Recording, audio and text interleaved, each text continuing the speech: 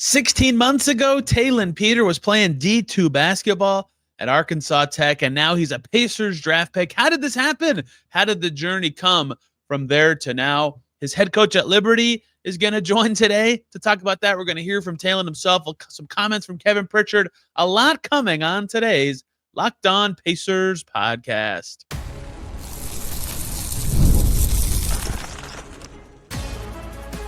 You are Locked On Pacers, your daily Indiana Pacers podcast, part of the Locked On Podcast Network, your team every day.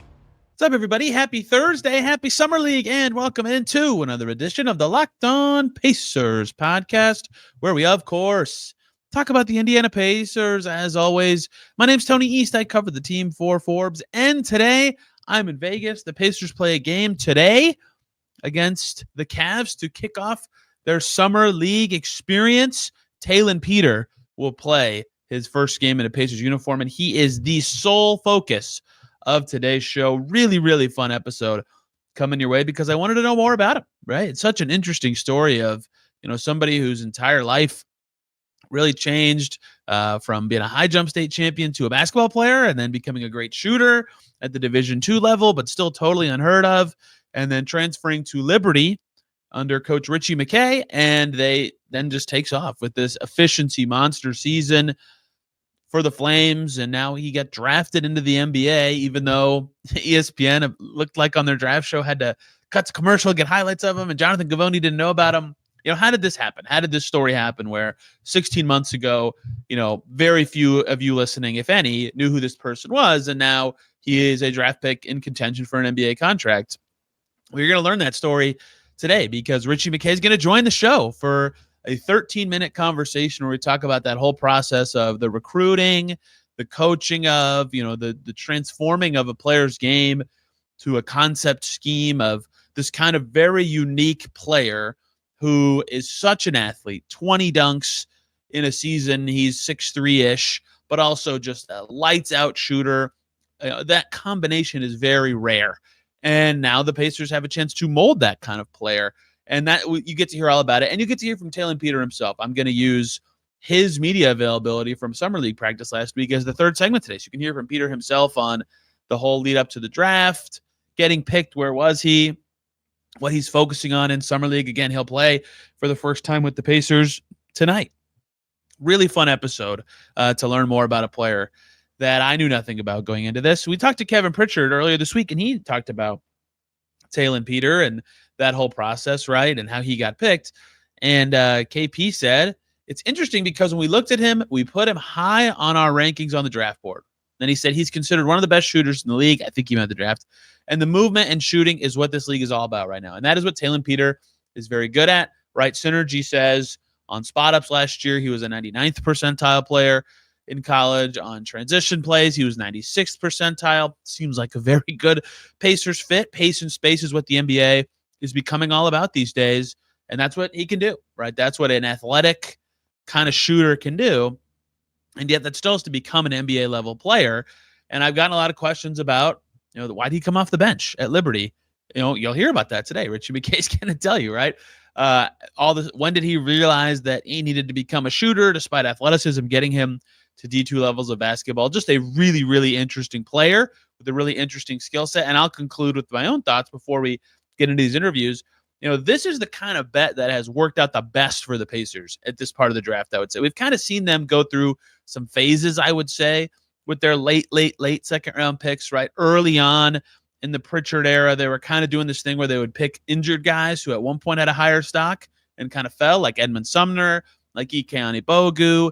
And then they did this, they had this kind of phase of toolsy athleticism guys. Can they develop them? Like the Kendall Brown, Cassius Stanley kind of dudes. But in between, they had one guy here and one guy there that was just a statistical monster. And those guys have been the most successful, I would say, right? Your Alize Johnsons. Terry Taylor did not get drafted, but they scooped him up right away. And then he was awesome with the Mad Ants.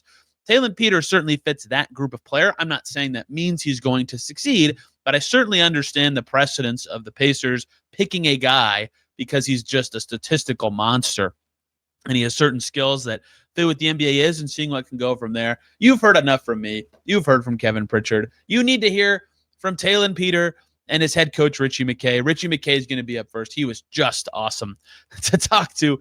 We hopped on the phone for a while to chat about him, and I was not recording video. So what you'll see if you're watching or listening on YouTube, is B-roll footage of Taelon Peter at Pacers practices last week as they prepped for Summer League. And it's just like a looping minute and a half of him doing various things. So you'll be seeing the same things over and over during the conversation. But a lot of time you'll hear from Ritchie McKay, and then at the end you'll hear from Taelon Peter. Let's just get right to it. Before we do any of that, let me tell you guys quickly about Monarch Money. Ever wish managing your money felt easier? With Monarch Money, it can. Whether you're growing your savings or planning a big purchase, Monarch puts you in the driver's seat. It's like having your own personal CFO, giving you full visibility and control over your finances. Monarch Money is more than just a budgeting app. It's a complete financial command center.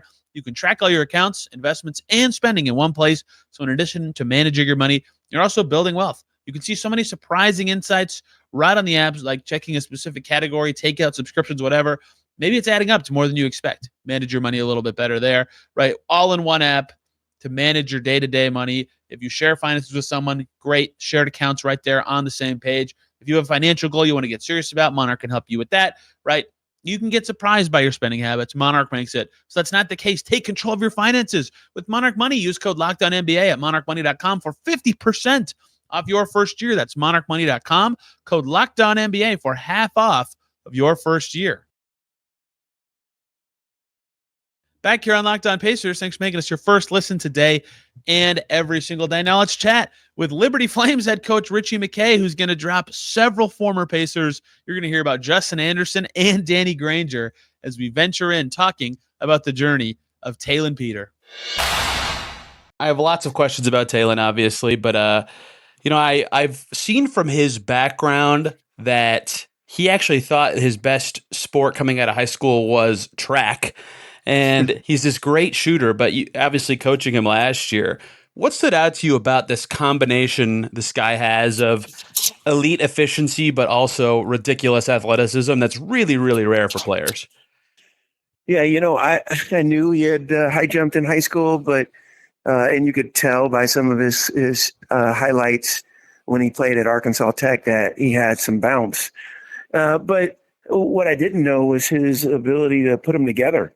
And honestly, Tony, he's got this rare combination of explosive athleticism and really good skill. And I think the two of them, like just in our system where, we try and take advantage of spacing, he started to feel a lot more comfortable. And, he's such a good kid. He's very compliant, wants to be a great teammate, wants to win the game.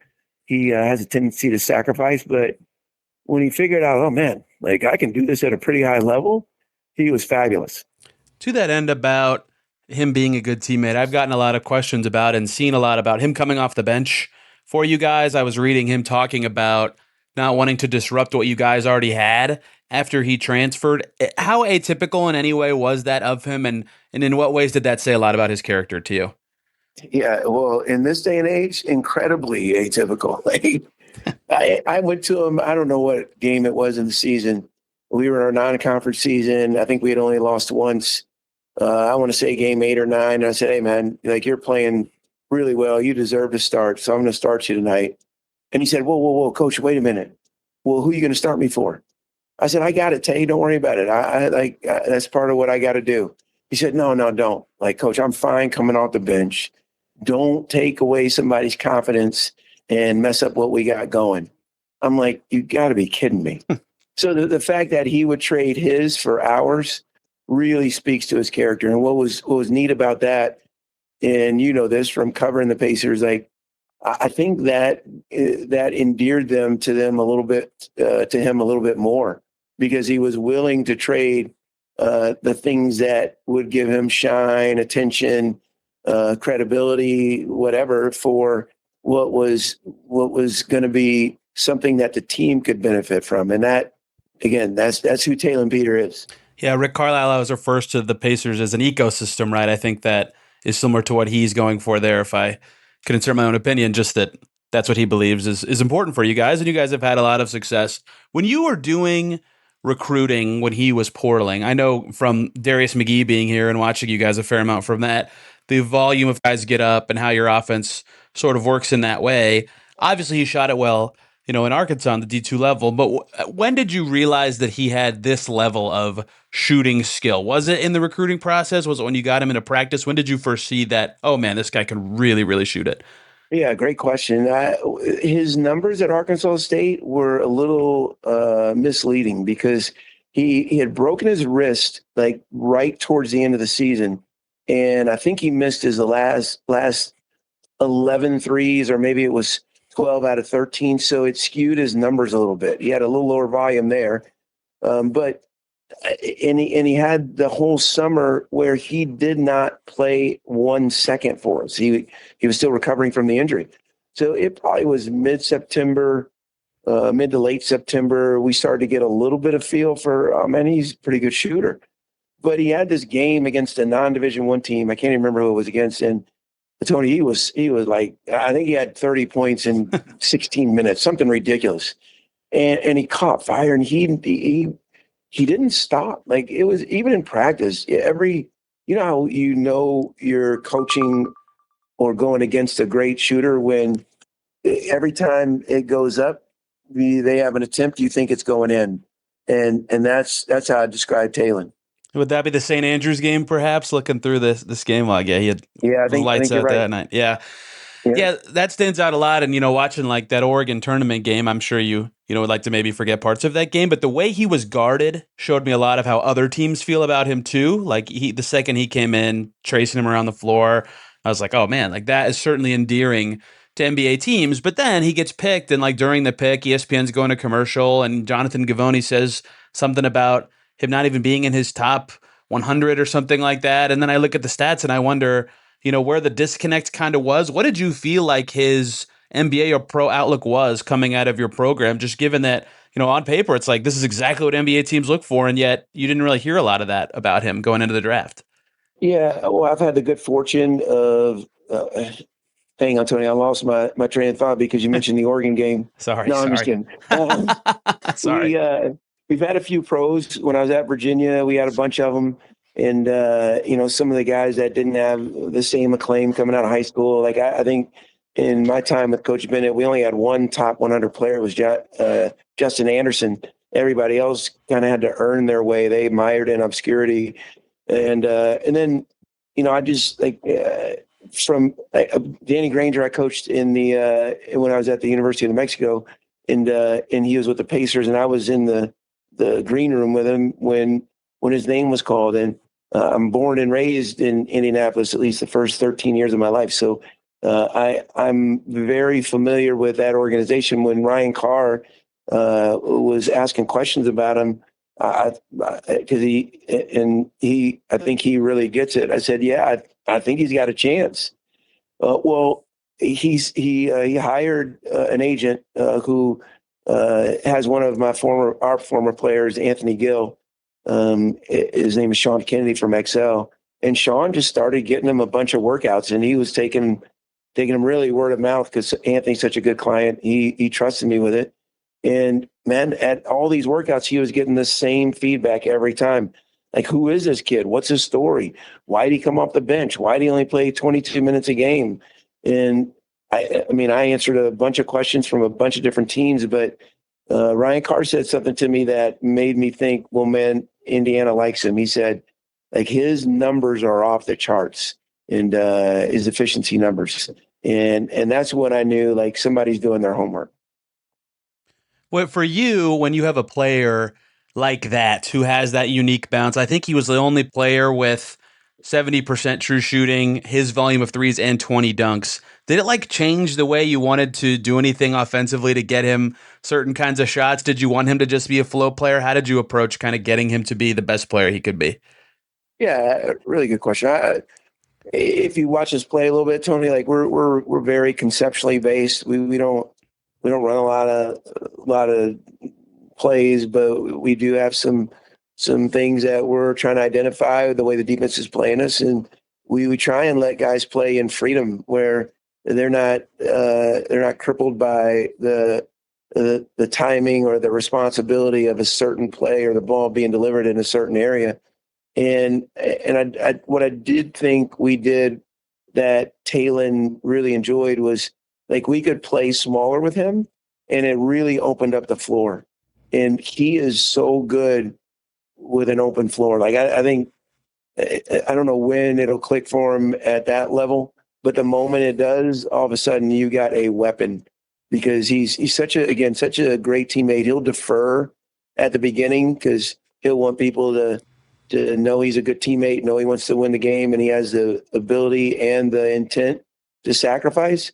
But man, one of his gifts are just being able to get the ball from baseline to rim or to the 3-point line. And if the defense takes away his shot, he 98% of the time will make the right decision. He rarely turns the ball over or makes a bad decision. The part that's always impossible for us to know is who these people are as people, right? Obviously, since we can only see them. What do you think of Taelon as a person, and how did he fit into you guys culturally? Yeah, he's unbelievable. He's hilarious. I'm telling you, he will be a great interview. Now, he'll be real professional at the beginning, but the moment he gets comfortable with you, like you're always on your toes with him because, like, if you mess up or if you do something that could maybe in the slightest way be something that he could put on social media, his social media is his voice. Like he's constantly talking about how old I am. And we had one player I think he's 24 and he's been in college for 5 years. And Taelon he'll constantly make a joke about, man, I'm glad that we didn't have to wear shorts that tight when you were playing. But he's got a great sense of humor. He's married. His wife Gracie is fabulous. They got married in college. He's sincere about his faith and the pursuit thereof. But I tell you, the thing that's best about him, he's really got an infectious personality. Like he's fun to be around, and it doesn't matter what. Like he transcends all the different lines of division, like whether they're racial, cultural, economic. Like Taelon just loves people, and again, you'll have a blast when you're interviewing him. So you being from Indy and knowing Ryan Carr a bit, what do you think of Taelon's fit with the Pacers and the program that they've built? Oh, unbelievable. Like I've got a high level respect for their front office, for Coach Carlisle, what they've done the last 2 years. You know, they were in the Eastern Conference Finals last year. People forget that, but I just think they've got this winning DNA and the culture over just talent pursuit that I think allows you to have sustainable success. And I think for Taelon, you couldn't have asked for something better. I mean, I'm sure there's some organizations just as good, but man, I love what they've done, and really excited that one of our players gets the opportunity to be a part of it. So did I read correctly that you said you were in bed with Julie on the computer the first time you watched Taelon Peter ever play before Googling him? Yeah, there was some basketball game that was on, and I turn in early, and one of my former assistants called, and I'm on the computer, and I said, well, let me see what this guy's like. This is coming off a 17-13 or I don't know, 18-14 season, whatever it was, and we were ousted in the first round of our conference tournament. So I was in pursuit of maybe seeing if we couldn't upgrade our roster a little bit from a talent standpoint. And then I go to Arkansas Tech, Synergy and Arkansas Tech, click on Taelon Peter, and I thought, oh, student, he's got a little game.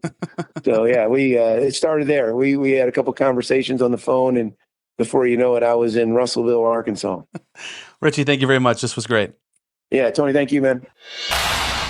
Hope you guys enjoyed that. Thank you so much to Coach McKay for all his time. That was a really fun, really fun conversation to hear about all that. Taelon did have a pre-draft workout with the Pacers, obviously, as he kind of hinted at in there. And I always wonder how telling and revealing that can be. He talked about it a little bit, but I would love to talk to somebody with the Pacers in more detail about what they saw there and how they felt about that, because they're the team that picked him, right? They had him high on the boards, and even people I trust who follow the draft are like, yeah, I knew who he was, but maybe didn't rank him as high. The Pacers clearly saw something that they valued. Now let's hear from Taelon Peter himself, who also just is an interesting prospect, funnier than we realized, and he made some little jokes, but he told us at Summer League practice last week about when he got drafted, his emotions, who he was with, some aspects of his journey.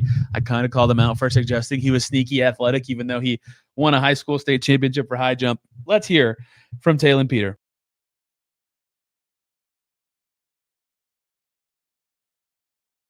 Back here on Locked On Pacers. Thanks for making us your first listen today and every single day. Or second listen. Man, a lot going on in the NBA transaction world these days. Make Locked On Suns your second listen. Devin Booker just made a lot of money with an extension yesterday.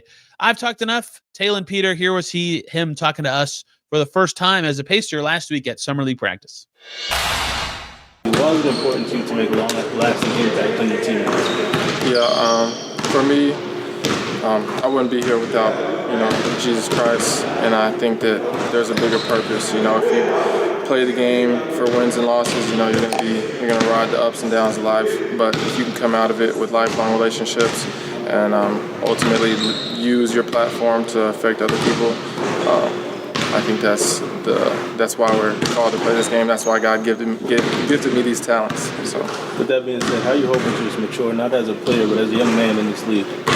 Yeah, obviously this is a higher stage. This is the highest stage. So, making it to this level with, everything that comes with that, and going at the challenge of staying who I am, staying in my true identity even when all these things rise and grow and all these opportunities, these doors open up, but to stay who I am throughout this whole process is what I'm looking forward to. Where did you watch the draft at, or who did you at all? Yeah, I did. I was watching it at my grandma's house, my granny, with my whole family, my wife's whole family, and my best friend's whole family. All my closest people in this small little house in this rural town called Alma. And we were sitting in a small living room all on top of each other. So when my name got called, everybody jumped up, and then we all went outside and jumped in the pool with all our clothes on. We got to act like we've been there before, but we haven't, so we didn't. So were you expecting that to happen? I knew I did everything that I could to get that opportunity, so I thought I put my best foot forward, so I might have an opportunity. But even if not, everybody there had the expectation of not getting drafted, so it was going to be cool either way. How did you kind of, if you had to switch, might be the wrong word, but you were this track champion in high school, and I heard that's what you might have thought you were going to do after high school. When did you switch to be like, okay, basketball is my thing, I'm good at that? Yeah, funny you asked that. I was on my flight to my visit at Tennessee Tech, for basketball. My track team was on their way to the first track tournament, and COVID actually, our school got canceled, the track meet got canceled and everything, so my senior year track season got canceled. I was on my flight to Tennessee Tech, they didn't have track. I figured that out, so when I was there, I ended up committing there on my visit, so it's crazy how it happened. Wow. All the places that you could have landed to land with a franchise like this, definitely on this upswing of success. Just what's that mean to have an opportunity at a place like this? Yeah, it's always great to be on a winning team. A team that doesn't need you to come in and change the whole franchise is something that's better than to go into a place that needs and expects you to change the whole thing. So being able to come in here with guys who are on the up and learn from them, learn their habits, learn what they do to win and be successful, and have time to settle in and adapt to what they're doing here is a blessing. So what was it like to have Tyrese, watching the workouts the last couple of days, to have an established star watching you guys practice for Summer League? Yeah, it's something I've been working on the past couple of days from 2 weeks ago, watching the finals and being a huge fan of the NBA, not knowing if it was going to be my thing or not, to being here and, seeing people I never thought I'd see in person. So it's special, but it's something that I'll get used to here pretty soon. How would you describe your game in your own words? My game, I would say, first and foremost, I'm a winner. I do whatever the team needs to win. But I'm an energy guy. I'm a spark plug. I got comfortable last year with coming off the bench and coming in and making a spark in the game. But I would say, I can make threes, on the move, catch and shoot. and I'm a sneaky athlete, so if anybody wants to meet me there, I don't know what's liable to happen, but I can get up a little bit. What are some of the areas that coaches or you yourself feel like you have to work on and develop to continue growing? Yeah, absolutely. I would say probably my ball handling on offense. I'm in college. I was able to be a wing, a 2-3. Here, I'll be a 2, but I have to run the 1 sometimes. So my ball handling, and then also just defensive principles, defensive habits is something that will take my game to the next level that I'm looking forward to working on here. Does high jump state championship count as sneaky athlete? Well, nobody really knows about my high school state championship, but now they might. So I might not be sneaking up on people. When you have that kind of athleticism, at what point of your college career did you realize that the 3-ball should be or needed to be a part of your game and development? Yeah, when I got to college, it's one of the things that's easiest to transfer from level to level. And I went D1, D2, D3, or D1 again, and then now here, and it's something that you can't take away from me. Like, I can shoot it at any level. Being an athlete at the rim is going to be tough. Being 6'4", as the athletes get bigger and bigger, and everybody else can jump just how you can jump. It can be difficult to do that, but you can't take the 3 away. The 3 is always going to be there. Hey, Daniel said you come to term play with that dog. What was the origin of that phrase? Say that one more time. Play with that dog. Play with the dog. Yeah. You gotta play with that dog mentality, man. That's what everybody on this team does. That's why, again, it's a blessing to be here with these young guys who all kind of had to get out the mud and they had to fight for everything that they had. So, and that's what I've been doing my whole life. So being able to be a part of this organization where I can learn from some of the guys that showed that on the highest level is something I'm really looking forward to do. A fun story from an interesting player. Really looking forward to seeing how he plays in these summer league games, potentially fighting for a 2-way spot or whatever slot on the team. We'll see how he does. Again, they play tonight. We'll be talking all about that tomorrow. How did Taelon Peter look? How did all the Pacers look in their summer league debut out in Vegas? I'll be there, as you can tell by my background, looking like this. But I did remember a towel, the Boom Baby playoff towel, so it didn't look quite so un-Pacers-y. Hope you guys learned something about Taelon Peter today. Really fun episode to put together. A story in Forbes about all this with a couple more details, statistical nuggets in there if you want a little bit more on this. So thank you to everybody, Taelon, Ritchie, Kevin, earlier this week for talking for this, and I hope you guys enjoyed this episode. Back tomorrow talking Pacers Summer League Game 1 and or any transactions made by the team. Thank you all so much for listening. Till then, everybody, have a wonderful day.